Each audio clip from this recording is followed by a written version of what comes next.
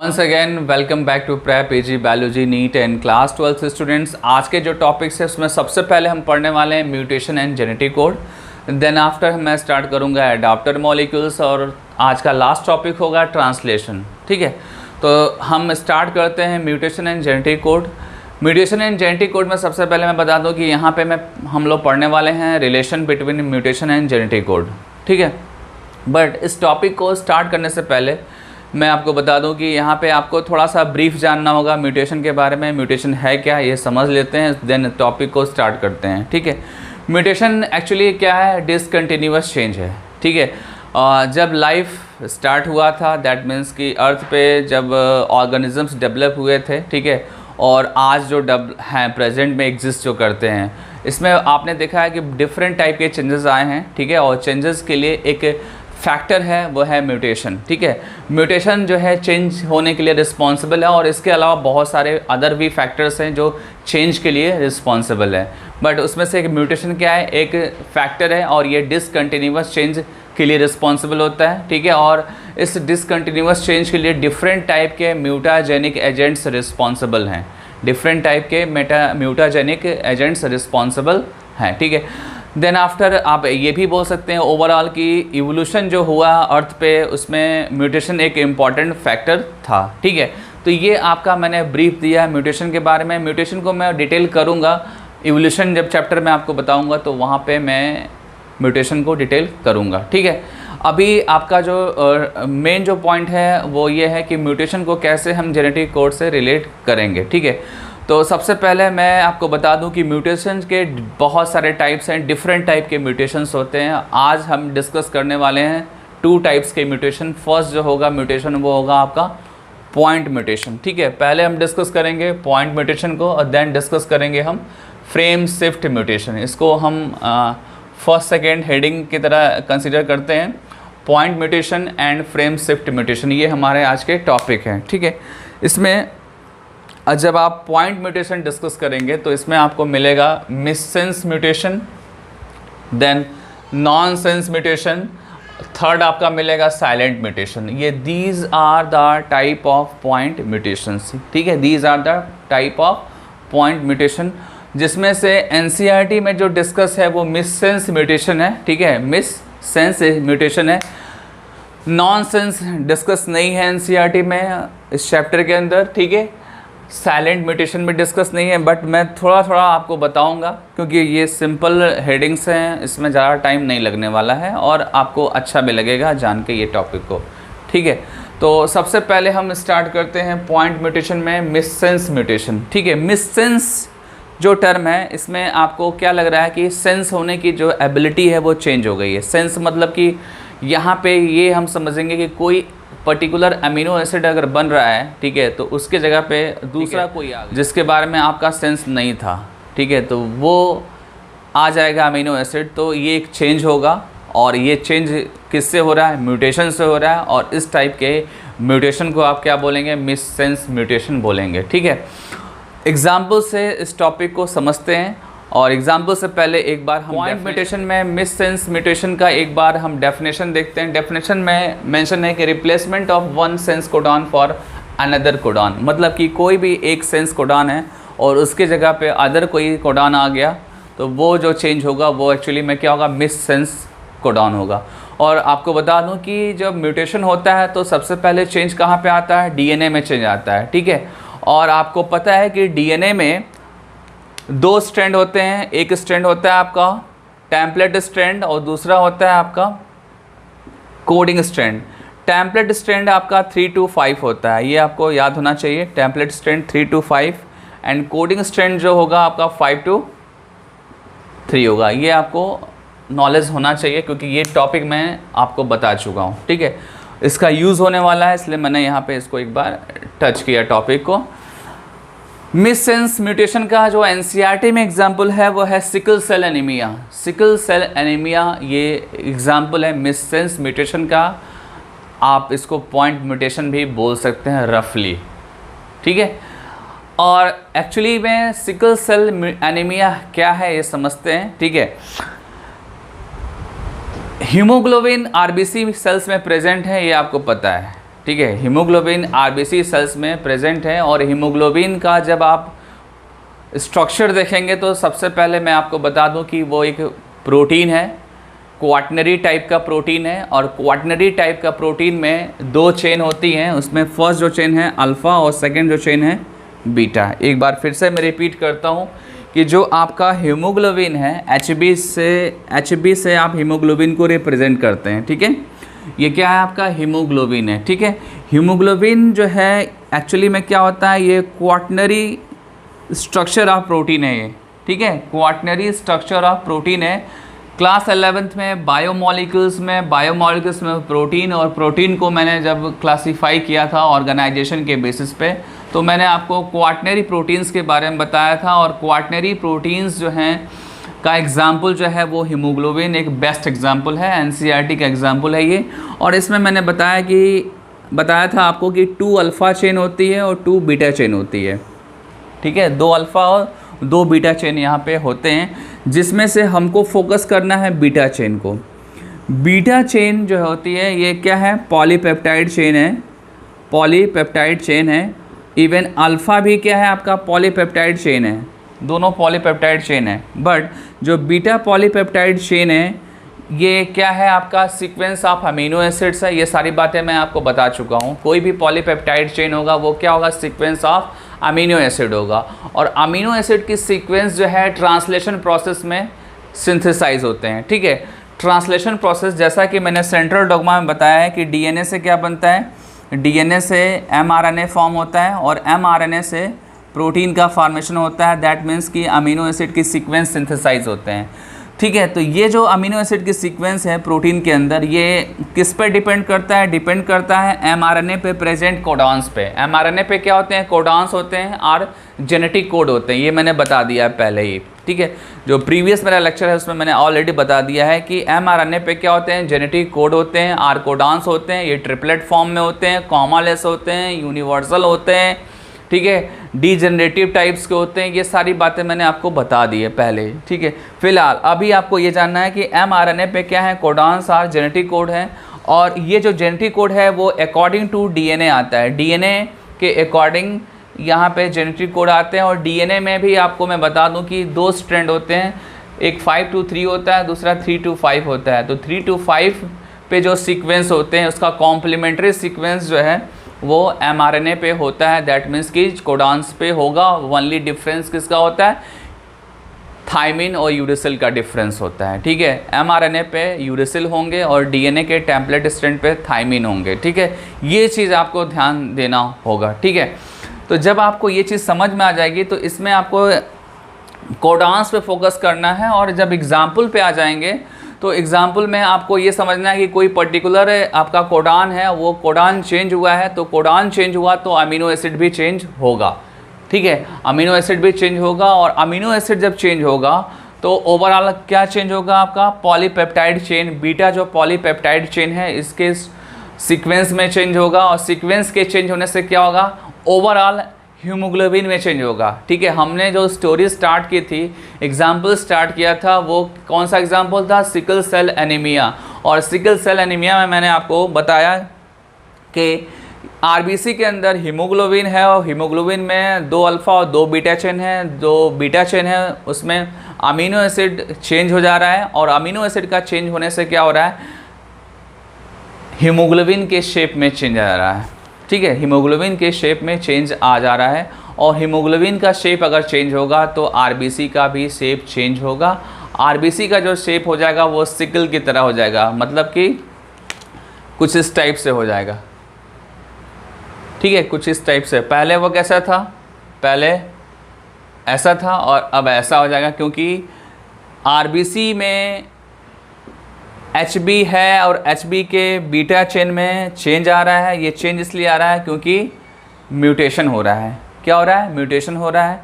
Mutation DNA में हो रहा है और डीएनए में म्यूटेशन होने की वजह से उसके एमआरएनए में चेंज आ रहा है। और एमआरएनए चेंज हो रहा है तो अमीनो एसिड में चेंज आ रहा है। और अमीनो एसिड चेंज हो रहा है तो आपका पॉलीपेप्टाइड चेंज हो जा रहा है। और उससे ओवरऑल आपका क्या, हीमोग्लोबिन का स्ट्रक्चर चेंज हो रहा है, ठीक है। उससे ओवरऑल आपका क्या हो रहा है, हीमोग्लोबिन का स्ट्रक्चर चेंज हो रहा है। और हीमोग्लोबिन का स्ट्रक्चर चेंज होगा तो आरबीसी का सेल जो है या जो आरबीसी कार्पस्किल्स है उसका शेप चेंज होगा, वो सिकल शेप का हो जाएगा और इसीलिए इसको बोलते हैं सिकल सेल एनीमिया। ठीक है, यहाँ पे एनीमिया क्या है ये समझते हैं। एनीमिया एक्चुअली इसलिए बोलते हैं क्योंकि जब आरबीसी का शेप चेंज होता है, आरबीसी का जब शेप चेंज होता है तो आरबीसी जो है ईजिली जो है मूव नहीं कर पाती है ब्लड कैपिलरीज़ में। ठीक है, ब्लड कैपिलरीज़ में आरबीसीज ईजिली मूव नहीं कर पाते हैं। इसके पीछे रीज़न क्या है? हीमोग्लोबिन के स्ट्रक्चर में चेंज आना। और हीमोग्लोबिन में भी एक मेजर चेंज जो आ रहा है कि हीमोग्लोबिन की ऑक्सीजन की कैरिंग कैपेसिटी जो है, उसको कैरी करने की जो कैपेसिटी है वो लॉस हो जा रही है, वो लेस हो जा रही है। ठीक है, और जब ऑक्सीजन लेस कैरी करेगा तो डिलीवर भी लेस करेगा।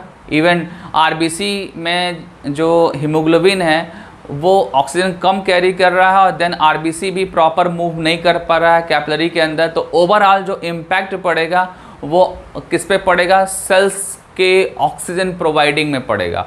ऑक्सीजन जो डिलीवर हो रहा है सेल टू सेल वो प्रॉपर डिलीवर नहीं हो पाएगा, तो ऐसे पर्सन को आप क्या बोलेंगे जिसमें ये जो ऑक्सीजन की डिलीवरी लेस हो जाएगी या रुक जाएगी, तो ऐसे पर्सन को क्या बोलेंगे आप? एनीमिक पर्सन बोलेंगे।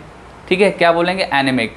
और ये क्यों हो रहा है? क्योंकि आरबीसी का शेप चेंज हो गया है, सिकल शेप का हो गया है, तो आप बोलेंगे ना कि सिकल सेल एनीमिया हुआ। ठीक है, क्या बोलेंगे आप? सिकल सेल एनीमिया हो गया। ठीक है, तो ये आपका sickle cell anaemia topic start हो रहा है। अब आप ध्यान से देखिए, अब जो मैं डिस्कशन करूंगा वो बायोकेमिकल लेवल पर डिस्कशन करूंगा। ठीक है, बायोकेमिकल लेवल पे डिस्कशन करूंगा और उसमें जस्टिफाई करूंगा कि कैसे सिकल सेल एनीमिया हुआ और इसमें कौन सा म्यूटेशन रिस्पॉन्सिबल है। ठीक है, तो आप देख सकते हैं कि ये जो है बीटा ग्लोबिन चेन है, ये बीटा ग्लोबिन चेन जो है वो हीमोग्लोबिन में है। ठीक है, और इसमें जो है कुछ सीक्वेंस हैं। ठीक है, ये जीन है और जीन में आपको पता है कि जीन क्या होते हैं? डीएनए के फ्रेगमेंट्स होते हैं और डीएनए में क्या है? 3 to 5 स्ट्रैंड्स होता है, जिसको आप क्या बोलते हैं? टेम्पलेट स्ट्रैंड बोलते हैं। क्या बोलेंगे? Template strand. और इस पर टेम्पलेट स्ट्रैंड में जो कोडॉन सीक्वेंस होंगे, टेम्पलेट स्ट्रैंड में जो सीक्वेंस होंगे वो होंगे CAC, GTG, GAC, TGA, GGA, CTC, CTC। ठीक है, ये सीक्वेंस आपके होंगे, ये 3 to 5 स्ट्रैंड पे होंगे। कैसे आप इसको 3 to 5 मान लेंगे? आप देखो यहाँ पे आपको थाइमिन दिख रहा है, थाइमिन दिख रहा है, थाइमिन दिख रहा है, थाइमिन दिख रहा है। थाइमिन है, दैट मीन्स कि ये डीएनए का स्ट्रैंड है। ये किसका स्ट्रैंड है? डीएनए का स्ट्रैंड है। और ये 3 to 5 डीएनए का स्ट्रैंड है, ये 3 to 5 डीएनए का स्ट्रैंड है। और ये 3 to 5 के कॉम्प्लीमेंट्री जो होता है वो mRNA फॉर्म होता है। ठीक है, 3 to 5 का कॉम्प्लीमेंट्री जो है वो mRNA फॉर्म होता है। ठीक है, तो mRNA जब फॉर्म होगा तो इसका कॉम्प्लीमेंट्री आप जब बनाएंगे तो आप देखिए क्या होगा? C का कॉम्प्लीमेंट्री G होता है, A का कॉम्प्लीमेंट्री U होता है और C का अगेन G होता है। ठीक है, देन यहाँ पे देखेंगे G का कॉम्प्लीमेंट्री C और T का कॉम्प्लीमेंट्री A और G का कॉम्प्लीमेंट्री C। ठीक है, तो ऐसे ही जो है कॉम्प्लीमेंटेरिटी फॉलो होगा, जैसा कि मैंने प्रीवियस लेक्चर्स में बताया था आपको जेनेटिक कोड के, कि जब आप ट्रांसक्रिप्शन करते हैं या एप्लीकेशन करते हैं तो वहाँ कॉम्प्लीमेंट्री जो है बेसिस पे आप डिस्कशन करते हैं और ट्रांसलेशन में ऐसा नहीं होता है। ठीक है, तो यहाँ पे आप जो डीएनए से आरएनए बना रहे हैं, एमआरएनए का सीक्वेंस बना रहे हैं, वो सीक्वेंस किसके बेसिस पे बन रहा है? कॉम्प्लीमेंट्री बेस पेयरिंग के बेसिस पे बन रहा है। ठीक है, कॉम्प्लीमेंटेरिटी के बेसिस पे बन रहा है। ठीक है, बेटर ये होगा कि बोलना कि कॉम्प्लीमेंटेरिटी के बेसिस पे यहाँ पे एमआरएनए के सीक्वेंसेस आ रहे हैं। ठीक है, तो जब ये सीक्वेंस आ जाएंगे तो आपको 6 नंबर पे फोकस करना है।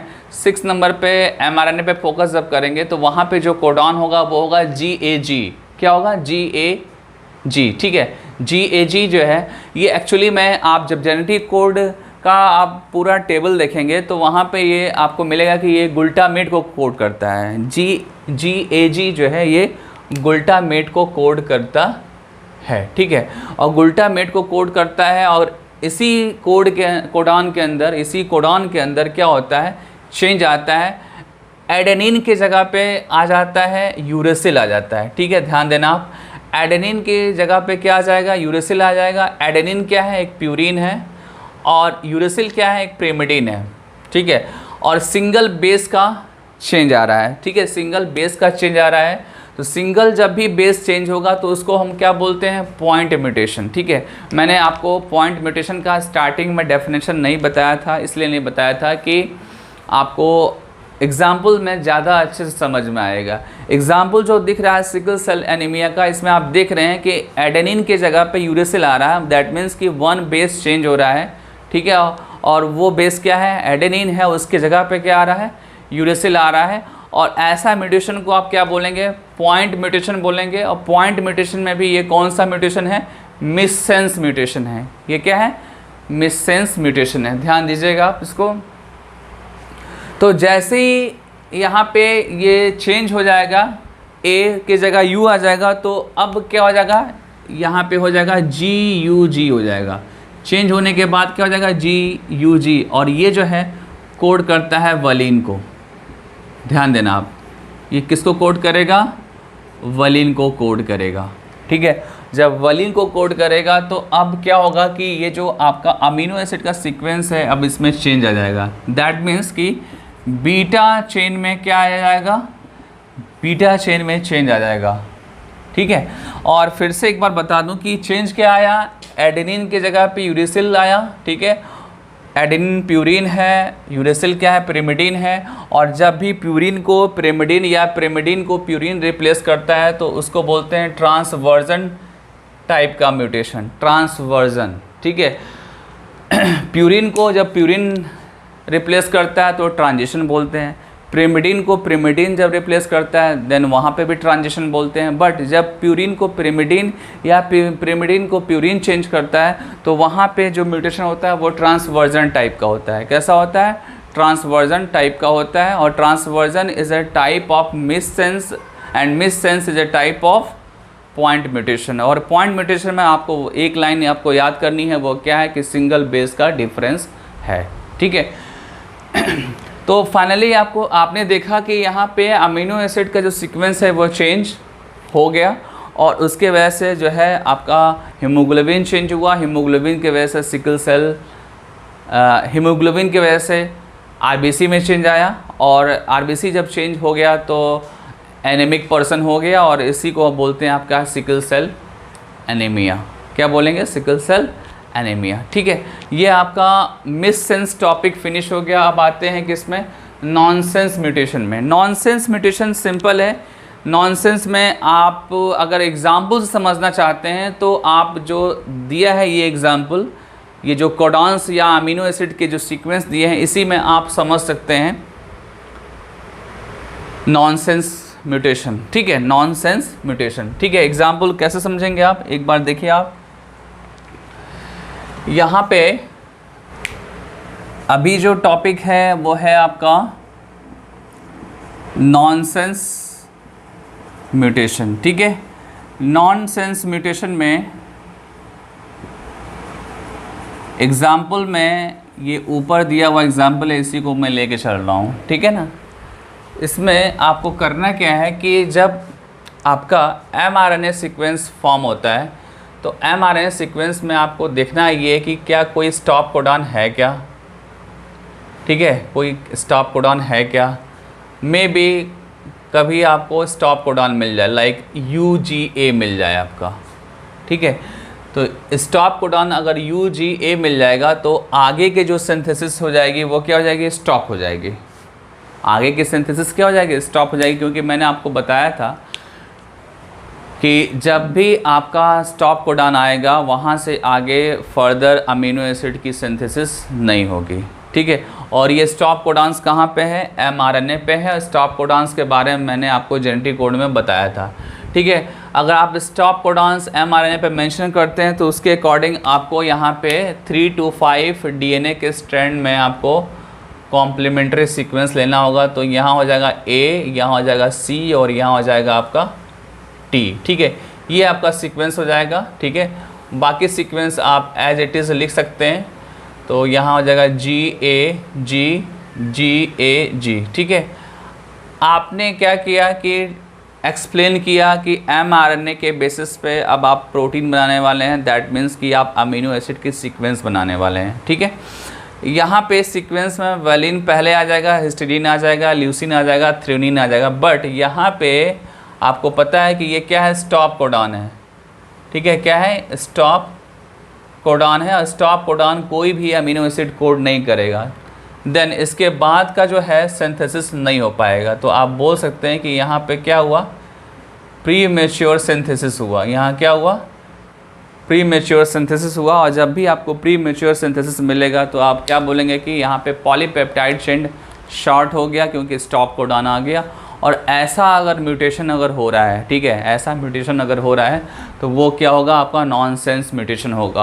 और एक्चुअली में ये जो स्टॉप कोडॉन्स आ रहे हैं वो क्यों आ रहे हैं, क्योंकि डीएनए के 3 to 5 स्ट्रैंड या डीएनए में, ओवरऑल डीएनए में चेंज आ रहा है। ठीक है, डीएनए में चेंज आ रहा है तो आपके कोडॉन में चेंज आ रहा है। कोडॉन जब चेंज हो जाएगा इसके जगह पे स्टॉप कोडॉन्स आ जाएंगे, देन आपका पॉलीपेप्टाइड चेन की सिंथेसिस वहीं पे स्टॉप हो जाएगी और आप बोलेंगे कि प्री मैच्योर ये सिंथेसिस हुआ। ठीक है, प्री मैच्योर सिंथेसिस हुआ। और ऐसे म्यूटेशन को आप क्या बोलेंगे, आप बोलेंगे नॉनसेंस म्यूटेशन। क्या बोलेंगे, नॉनसेंस म्यूटेशन। ठीक है, थर्ड जो टाइप है वो क्या है आपका, साइलेंट म्यूटेशन। ठीक है, क्या है आपका, साइलेंट म्यूटेशन। इसमें करना क्या है आपको, साइलेंट म्यूटेशन में भी सेम एग्जांपल ले लेते हैं हम, सेम सीक्वेंस ले लेते हैं। ठीक है, और इस सीक्वेंस में पहले तो आप हेडिंग डालो कि साइलेंट म्यूटेशन पढ़ने जा रहे हैं आप।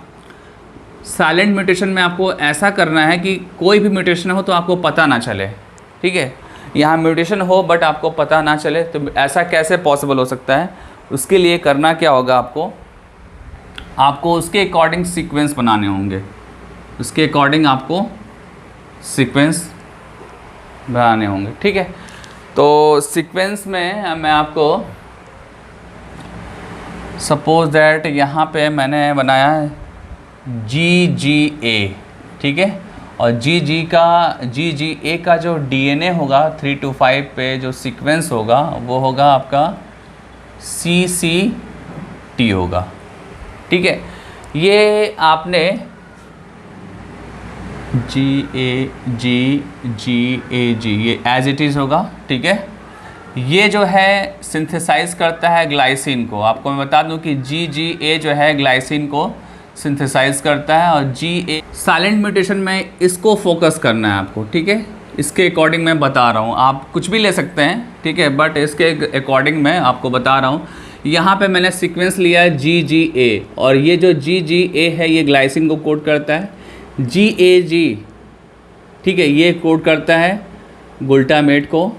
अगेन ये किसको कोड करेगा, ग्लूटामेट को कोड करेगा। ठीक है, करना क्या है आपको, इसके जो इस वाले के जो कोडॉन का जो लास्ट बेस है इसको चेंज कर देना है आपको। ठीक है, लास्ट जो बेस है वो A है और इसके जगह पे अगर आप C कर देते हैं दैट मीन्स कि GGC हो जाएगा। ठीक है, और जब आप जेनेटिक कोड में GGC को देखेंगे तो ये भी किसको कोड करता है, ये भी ग्लाइसिन को कोड करता है। ठीक है, दैट मीन्स कि आपने जो भी कोडॉन लिया, कोडॉन में चेंज किया और चेंज करने के बाद देखा आपने तो सेम अमीनो एसिड कोड हो रहा है।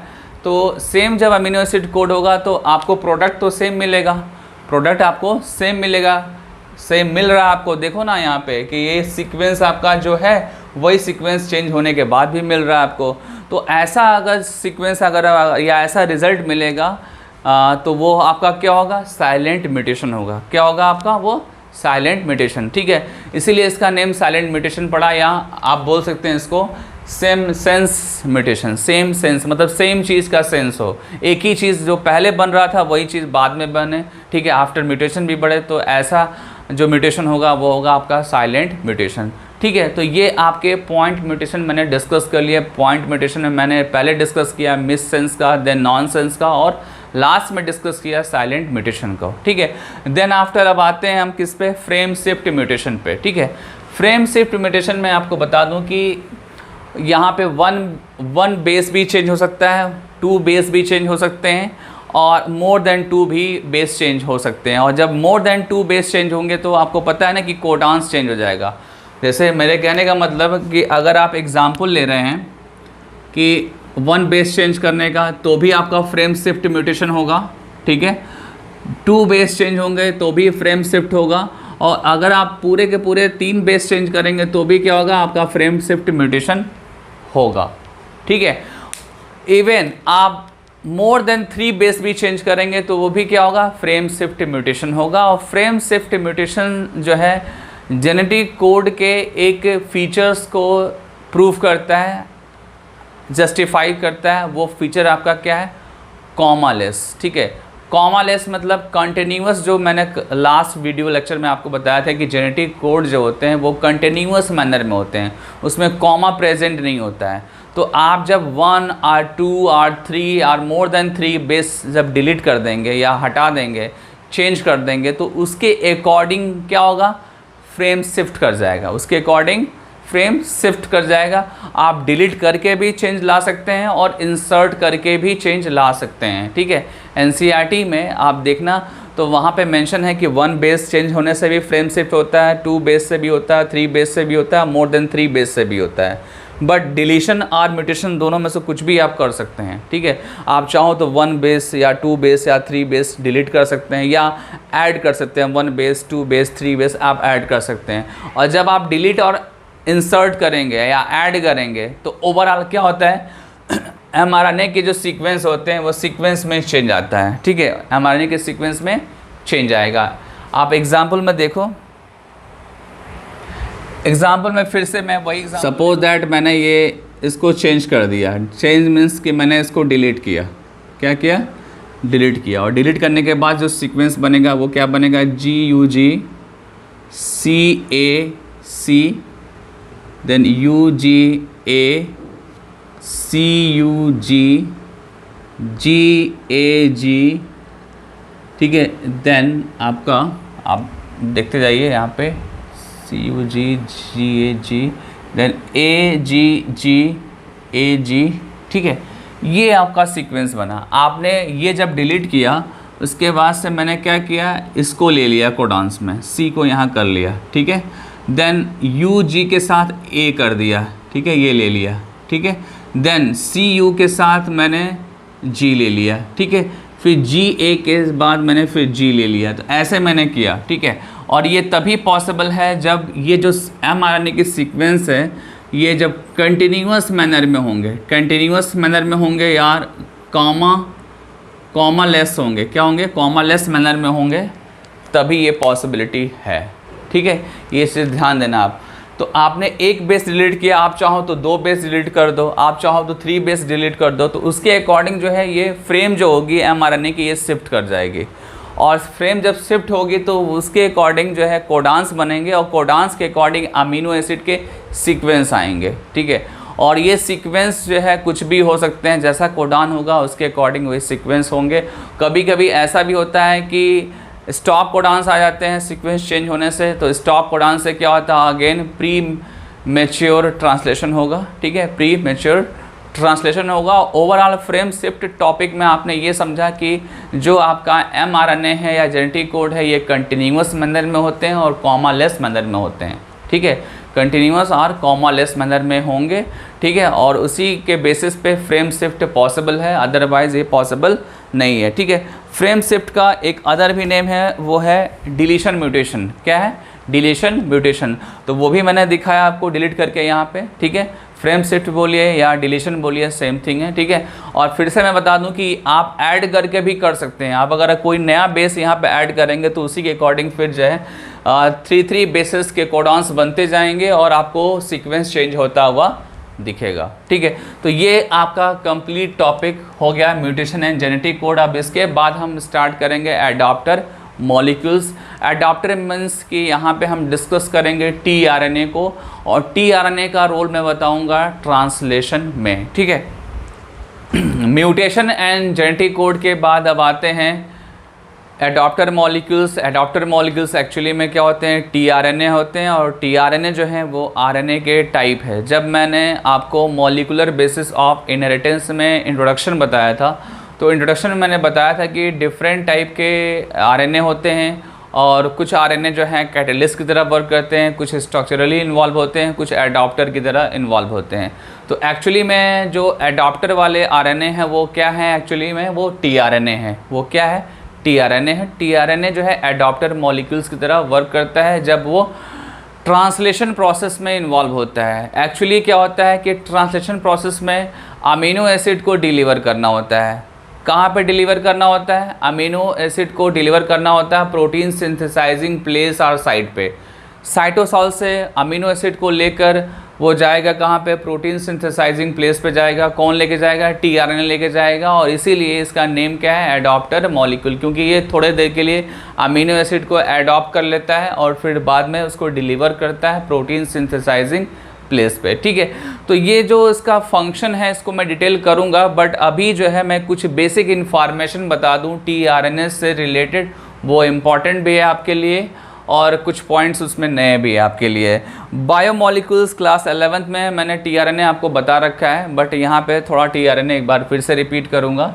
ठीक है, तो सबसे पहले मैं बता दूं कि टीआरएनए जो है एक स्मॉलेस्ट आरएनए है। ठीक है, इसको नोट करना होगा। देन आपको बता दूं कि ये सॉल्युबल आरएनए भी बोल सकते हैं इसको। ठीक है, it is also known as soluble RNA. Then ये जो है 75 से 95 न्यूक्लियोटाइड्स का बना होता है। ठीक है, इसमें नंबर ऑफ जो न्यूक्लियोटाइड्स होते हैं 75 से 95 न्यूक्लियोटाइड होते हैं। और देन नेक्स्ट पॉइंट है कि इसमें अनयूजुअल नाइट्रोजनस बेस होते हैं। अनयूजुअल नाइट्रोजनस बेस होते हैं। ठीक है, अनयूजुअल नाइट्रोजनस बेस में आपका आइनोसिन हो गया। ठीक है, ये एग्जांपल है आपके। डाई हाइड्रोक्सी यूरिडीन हो गया, स्यूडो यूरोसिल हो गया। These are the unusual nitrogenous base, और इनका एक अलग सिग्निफिकेंस मैं अभी बताऊंगा जब मैं स्ट्रक्चर की बात करूंगा टीआरएनए की। ठीक है, देन आते हैं कि ये एडॉप्टर की तरह वर्क करते हैं ड्यूरिंग ट्रांसलेशन प्रोसेस, जो मैंने स्टार्टिंग में बता दिया आपको। ठीक है, then next point very very important है, एनसीईआरटी से मैंने लिया है। ये पॉइंट ये है कि जब आप टीआरएनए का सेकेंडरी फॉर्म देखते हैं या टीआरएनए का जो सेकेंडरी स्ट्रक्चर होता है, ठीक है, उसको एक्चुअली में इसका नेम क्या है? तो नेम उसका है क्लावर लीफ लाइक स्ट्रक्चर और मॉडल। ठीक है, क्लावर लीफ लाइक स्ट्रक्चर, ये आपके सामने ये दिख रहा है, क्लावर लीफ लाइक स्ट्रक्चर है। और जब आप टर्सरी फॉर्म डिस्कस करते हैं तो टर्सरी फॉर्म को बोलते हैं इन्वर्टेड एल शेप।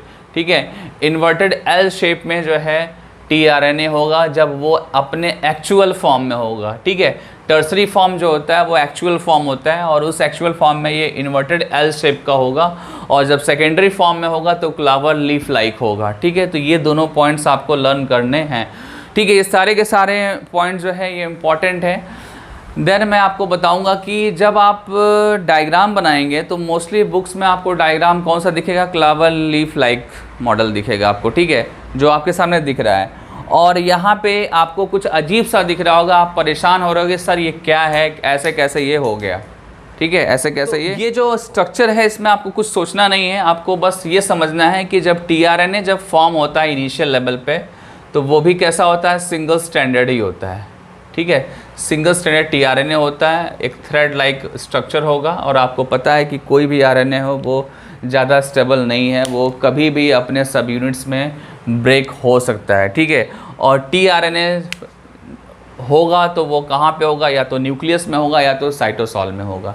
कुछ टाइम के लिए वो न्यूक्लियस में होता है और कुछ टाइम के बाद वो साइटोसॉल में आ जाता है, और उसके ब्रेक होने के या डिसइंटीग्रेट होने के पूरे चांस होते हैं। ठीक है, बट टीआरएनए का एक बड़ा रोल है ट्रांसलेशन में, तो इसको स्टेबलाइज करना होता है। सेल या वो ऑर्गेनिज्म का सेल आप बोल सकते हैं, वो जो सेल है वो टीआरएनए को स्टेबलाइज करना चाहता है। ठीक है, इसलिए टीआरएनए के स्ट्रक्चर में चेंज आता है। ठीक है, अब प्राइमरी जो फॉर्म मैंने यहाँ बना रखा है, एक्चुअली ये प्राइमरी फॉर्म है टीआरएनए का, और यही प्राइमरी फॉर्म जो है सेकेंडरी फॉर्म में कन्वर्ट हो जाता है। वो क्यों होता है? क्योंकि टीआरएनए स्टेबलाइज हो जाए। ठीक है, जब वो सेकेंडरी फॉर्म में होता है तो कुछ इस तरीके से होता है। ठीक है, इसमें भी आपको दिख रहा है, आपको क्या दिख रहा है? 5 प्राइम दिख रहा है और 3 प्राइम, 5 एंड और 3 एंड। अगर आप इसको 5 एंड मेंशन कर लेते हैं और इसको 3 एंड, ठीक है, तो वही चीज़ यहाँ पे भी दिख रहा है, बट यहाँ थोड़ा स्ट्रक्चर आपको चेंज दिख रहा है। ठीक है, तो स्ट्रक्चर में आपको दिखेगा कि बीच बीच में कुछ आर्म है। यहाँ पे ये आर्म है। ठीक है, आप इसको आर्म बोल सकते हैं। ये भी हिस्सा क्या है? आर्म है। ठीक है, ये भी हिस्सा क्या है? आर्म है। ये भी पार्ट क्या है आपका? आर्म है ये। ठीक है, ये ज़्यादा आपको आर्म के बारे में ज़्यादा बताना नहीं है, बट आपको थोड़ा सा बताना होगा कि ये जो एरिया है एक्चुअली में आर्म है, और यहाँ पे क्या होता है एक्चुअली में आर्म जो एरिया होता है वहाँ पे बेस पेयरिंग होती है।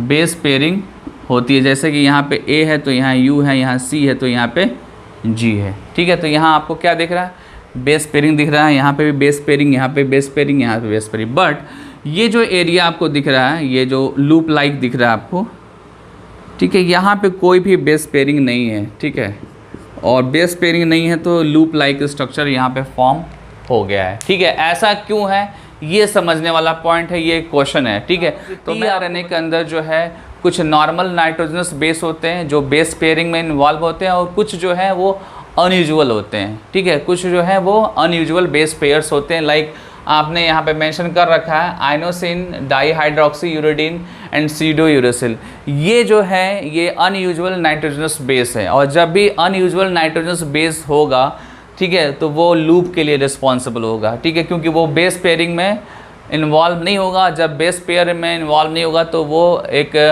अनपेयर्ड की तरह पड़ा रहेगा और वो लूप लाइक स्ट्रक्चर बनाएगा। और यहाँ पे लूप लाइक स्ट्रक्चर जो है आपको टोटल कितने दिख रहे हैं, आपको 3 दिख रहे हैं, जैसे कि एक है आपका DHU लूप है आपका, दूसरा है आपका T-Psi-C लूप है, और लास्ट जो है आपका एंटीकोडॉन लूप है, ठीक है, एंटीकोडॉन लूप है।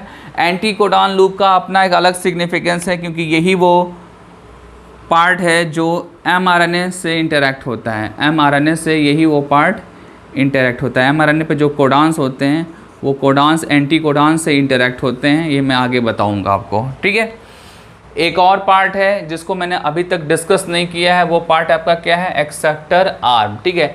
एक्सेप्टर आर्म एक्चुअली में वो पार्ट होता है जहाँ पे अमीनो एसिड आके बाइंड करते हैं, ठीक है, अमीनो एसिड आके यहाँ पे बाइंड करेंगे, ठीक है। तो आप ऐसे भी देख सकते हैं कि ये जो पार्ट है ये अमीनो एसिड को बाइंड करेगा, ठीक है, एक्सेप्टर आर्म पार्ट, और एंटीकोडॉन जो है वो mRNA से बाइंड करेगा। इसका अपना एक सिग्निफिकेंस है, मैं आगे बताऊंगा।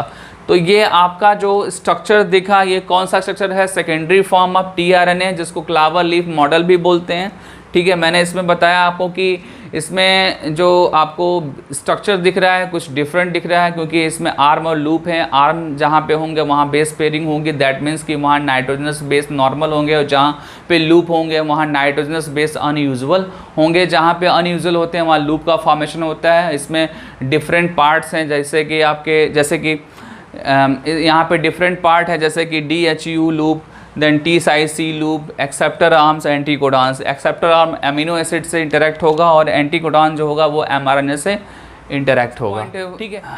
टीआरएनए में जो नेक्स्ट पॉइंट है वो ये है कि जब प्रोटीन सिंथेसिस होती है, दैट मीन्स कि ट्रांसलेशन जब होता है, तो फर्स्ट जो अमीनो एसिड आता है वो होता है मैथ्योनिन, ठीक है।